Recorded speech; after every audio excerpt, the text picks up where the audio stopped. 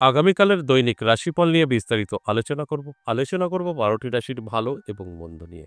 এটা অতি পরিচিত প্রোগ্রাম। প্রত্যেকটা দিন আমি এই দৈনিক রাশিফল নিয়ে আলোচনা করি আপনাদের অ্যালার্ট করার জন্য। কারণ প্রত্যেকটা দিন কোনো না কোনো রাশির ভালো সময় থাকে, আবার কোনো না কোনো রাশির খারাপ সময় থাকে। একটানা সকলেরই ভালো থাকবে সম্ভব নয়। আবার একটানা সকলের খারাপ থাকবে সেটাও সম্ভব নয়। আমি ঠিক তাদেরই জানানোর চেষ্টা করি যে আপনার সময়টা ভালো, সেইভাবে চলুন। আর আপনার সময়টা খারাপ, সচেতন থাকুন। আপনি যদি জানতে পারেন আপনার সময় খারাপ, আপনি সচেতন থাকলে সেটা আটকাতে পারবেন। সম্ভব। আমি প্রত্যেকটা আলোচনায় বলি, আমরা যদি জানতে পারি আমাদের সময় খারাপ, সেটা আমরা আটকাতে পারি। এটা সম্ভব। যে কারণে এই আলোচনা। তাহলে আসুন আগামীকাল দিন সম্পর্কে আগে বিস্তারিত বলি, তারপরে এক, এক করে ১২টি রাশি নিয়ে আলোচনা করব। কার, কার ভালো, কার, কার খারাপ সবটাই জানতে পারবেন। আগামীকাল ৪ এপ্রিল শুক্রবার, সপ্তমী তিথি, মৃগশিরা নক্ষত্র, শোভন যোগ ও জন্মরাশি মিথুন। এবার আমি ১২টি রাশিকে নিয়ে বিস্তারিত আলোচনা করব। কোন, কোন দিক থেকে আপনার জন্য ভালো, কোন, কোন দিক থেকে আপনার জন্য খারাপ, সবটাই কিন্তু জানতে পারবেন এই আলোচনার মাধ্যমে। আর ঠিক সেইভাবে যদি আপনি চলতে পারেন, তাহলে আপনার জীবনটা খুব সুন্দরভাবে গুছিয়ে নিতে পারবেন। অবশ্যই আলোচনা থাকবে। তার আগে আমার সাথে কিভাবে যোগাযোগ করবেন সেই বিষয়টা বলুন। সেই বিষয় নিয়ে একটু আপনাদের সঙ্গে আলোচনা করে নিই। নমস্কার, জয় মা কামাখ্যা, জয় মা তারা। আমার সঙ্গে যারা সরাসরি এসে সামনাসামনি বসে সাক্ষাৎ করতে চাইছেন, সেক্ষেত্রে দুটো জায়গা পেয়ে যাবেন। আপনাকে হোয়াটসঅ্যাপে ভয়েসে বা লিখে বলতে হবে কোথায় আসতে চাইছেন। তারাপীঠ এবং আমার নিজের মন্দির। তারাপীঠ আপনারা পেয়ে যাবেন মাসে ২ বার। আর নিজের মন্দির যেটা পেরিনগর, আপনারা ১০ মহাবিদ্যা কালীবাড়িতে সপ্তাহে ৩ দিন, সোম, মঙ্গল, বুধ। যারা যেখানে আসতে চাইছেন সেটা লিখলে সেখানকার অ্যাড্রেস পেয়ে যাবেন এবং কন্ট্যাক্ট নাম্বার পেয়ে যাবেন। যারা বাড়িতে বসে আপনার সম্পর্কে জানতে চাইছেন, আপনার বাড়িতে বসে আসার মতো পরিস্থিতি নেই বা অনেক দূরে আছেন, সেক্ষেত্রেও কিন্তু এই ভয়েসে বা লিখে হোয়াটসঅ্যাপ ব্যবহার করতে হবে।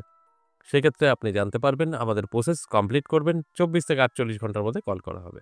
ঠিক আমাদের সঙ্গে যোগাযোগ করতে গেলে আপনাকে সিস্টেমে আসতে হবে। হঠাৎ কোনো ডিসিশন নেবেন আর সেখান থেকে আপনি দেখা করতে পারবেন, কথা বলতে পারবেন, একদম না। বা নাম্বারটা নিয়ে কল করবেন, কথা হবে, একদম না। আরেকটা কথাও আমি কয়েকটা দিন ধরে বলছি যে আমার এইখানে যে মন্দিরে যারা আসছেন, যে ভক্তরা আসছেন, এসে মায়ের থেকে যে কৃপা পাচ্ছেন সেটা তাদের ব্যাপার। আমি ওই বিষয় নিয়ে কিছু বলতে চাই না। কারণ আপনার যদি মনের মতো করে কিছু চাওয়া থাকে, মা পূরণ করে। সেই বিষয়টা সম্পূর্ণই আপনাদের। সেইভাবে যদি আপনারা কেউ আসতে পারেন, মঙ্গলবার করে আসতে পারেন, মায়ের দর্শন করতে পারেন, আপনার সমস্যা নিয়ে আলোচনা করতে পারেন। মায়ের সঙ্গে, আমার সঙ্গে নয়। যে, "মা আমি এই বিপদে আছি, এর থেকে আমাকে উদ্ধার করো।" দুফোঁটা চোখের জল ফেলতে পারেন, সেখান থেকে বেরিয়ে আসতে পারবেন। একদিন আসলে হয় না, সেখানে মেক্সিমাম আমাদের যেটা দেখা গেছে যে যারা যেভাবে উপকৃত হয়েছে, সেখানে দেখা গেছে ৭ সপ্তাহতেও হয়, ১১ সপ্তাহতেও হয়। ৭ সপ্তাহ মিনিমাম, ম্যাক্সিমাম ১১ সপ্তাহ, অর্থাৎ ১১ টা মঙ্গলবার যদি আপনি মায়ের দর্শন করতে পারেন, আপনার দুঃখের কথা বলতে পারেন চোখের জল ফেলে, সেখান থেকে মুক্তি পাওয়া যায়। এর সাথে কোনো টাকা-পয়সার গল্প নেই, মায়ের কাছে সবাই আসতে পারে। শুধু আপনাকে আপনার সমস্যা নিয়ে এসে বলতে হবে। আর যখন আমার সাথে কনসাল্ট করাবেন, তখন অবশ্যই পের বিষয় থাকে। সেখানে আপনাকে অবশ্যই আ কোনো একটা পের মাধ্যমে আমার সঙ্গে সাক্ষাৎ করতে হবে। মায়ের সাথে সাক্ষাৎ করতে কোনো খরচ হয় না। এটা আমি কেন বললাম? আমাদের প্রত্যেকেরই যে সমস্যাটা ফেস করতে হচ্ছে, সেখান থেকে বেরিয়ে আসতে পারবেন। কারণ আমার এখানে বহু লোক আসে, তাদের মধ্যে দেখা যায় মেক্সিমাম জাতক-জাতিকাদেরই নানা রকম সমস্যায় জর্জরিত। সেই নানা রকম সমস্যা থেকে বেরিয়ে আসতে পারবেন একটা মাধ্যম। এবার আসুন এক, এক করে সেই রাশিগুলো নিয়ে আলোচনা করি। যে ১২টি রাশিকে নিয়ে আজ আলোচনা করব দৈনিক রাশিফল নিয়ে। আপনার কেমন যাবে আগামীকাল, আপনার কতটা খারাপ, কতটা ভালো সবটাই কিন্তু জানতে পারবেন এই আলোচনার মাধ্যমে। আমার কাজটাই হচ্ছে আপনাদের অ্যালার্ট করা। আর আপনারা যদি সঠিকভাবে অ্যালার্ট থাকতে পারেন, তাহলে কিন্তু জীবনের পরিবর্তন ঘটবে, এতে কোনো সন্দেহ নেই। আমি প্রত্যেকটা দিন এই আলোচনা করি, তার কারণ একটাই, আপনাদেরকে বোঝানোর চেষ্টা করি। এটাও অনেকে ভুল ধারণা বা ভুলভাবে প্রয়োগ করে। অনেকেরই ধারণা উনি আমার রাশি বলছেন, আমি এগুলো সব পেয়ে যাব। তা কিন্তু নয়। আমি আপনার রাশি দিয়ে বলে বোঝানোর চেষ্টা করছি আপনাকে অ্যালার্ট থাকার জন্য। আপনার রাশি আছে, আপনার নামে ভালো, ভালো বললাম, আপনাকে অ্যালার্ট থাকতে হবে। তবেই কিন্তু সেটা আপনার সঙ্গে মিলবে। আপনি যদি মনে করেন আমার রাশি তো উনি বলেই দিল, আমার এই ঘটবে, আমি ঘরে শুয়ে বসে থাকি, কাজ-কাম করব না, কিছু করব না, সব আমি পেয়ে যাব, তাহলে তো চরম ভুল করবেন, কিচ্ছু হবে না। তাই আগে ভালো করে বুঝতে হবে, জানতে হবে, তারপরে আপনার জীবনে এপ্লাই করতে হবে, তারপরে গিয়ে সফলতা। এত সহজ কিছু নয়। এবার আসুন এক, এক করে সেই রাশিগুলো বলি। ১ম এই মেষ রাশি। মেষ রাশির জাতক জাতিকাদের কিন্তু সতর্ক থাকতে হবে, খুব একটা ভালো সময় আগামীকাল যাবে না। মেষ রাশির জাতক জাতিকারা যারা আছেন আমি বলব অবশ্যই চোখ কান খোলা রাখুন। হঠাৎ আপনার সমস্যায় পড়ে যেতে পারেন। হঠাৎ করেই আর্থিক দিক থেকে প্রবলেমে পড়ে যেতে পারেন। অর্থহানি হতে পারে, হঠাৎ করে কিছু খরচ হয়ে যেতে পারে বা আপনার বাড়িতে কোনো বিপদ হতে পারে যে কারণে টাকা প্রয়োজন আছে। সেই জায়গাগুলো অবশ্যই আপনি আগে থেকে কন্ট্রোল করলে এগুলো কিছুই ঘটবে না। আপনি সবটাই কিন্তু কন্ট্রোল করতে পারবেন। ২ নাম্বার বিশ্বরাশি। বিশ্বরাশির জাতক জাতিকাদের সব ঠিকঠাক থাকলেও কিন্তু স্বাস্থ্য থাকবে না। আপনার পার্সোনাল স্বাস্থ্য আপনাকে কিন্তু কিছুটা সময় নষ্ট করতে পারে। হঠাৎ করে দেখবেন ভালো থাকতে, থাকতে একটু বমি, বমি ভাব আসতে পারে বা আপনার কিন্তু হঠাৎ করেই স্ট্রোক টাইপের হয়ে যেতে পারে। মাথাটা ঘুরে উঠতে পারে। মানে হঠাৎ যেগুলো হয়, যেগুলো আমাদের সিগনাল দেয় অনেক আগে থেকে শরীর খারাপের, এরকম না। হঠাৎ করে আপনার কিছু সমস্যা চলে আসতে পারে। তবে আপনি যদি সচেতন থাকেন এই আলোচনাটা শোনার পরে সেইভাবে তৈরি থাকেন, তাহলে এটা আটকাতে পারবেন। এগুলো কিন্তু ভয় দেখানো নয়, আপনাকে সতর্ক করা। আপনি জানলে এটা আটকানো যায়, না জানলেই ভয়। তাই আমি জানানোর চেষ্টা করি এবং এটা কোনো ভয়ের বিষয় না, এটা আপনাদের ভালোর জন্য। এরপর মিথুন রাশি, শুভ। মিথুন রাশির দারুণ সময় থাকবে আগামীকাল। আপনারা যেকোনো কাজে সাকসেস পাবেন, যেকোনো কাজে আপনারা সব দিক থেকে কিন্তু গুছিয়ে নিতে পারবেন। অনেক কিছু আছে যেগুলো আটকে ছিল, আপনাদের ক্লিয়ার হচ্ছিল না, সেগুলো কিন্তু আগামীকাল হঠাৎ করে সমস্তটা বাধাবিঘ্ন কেটে যেতে পারে বা শুভ কোনো খবরও পেতে পারেন। এটা অবশ্যই শুভ।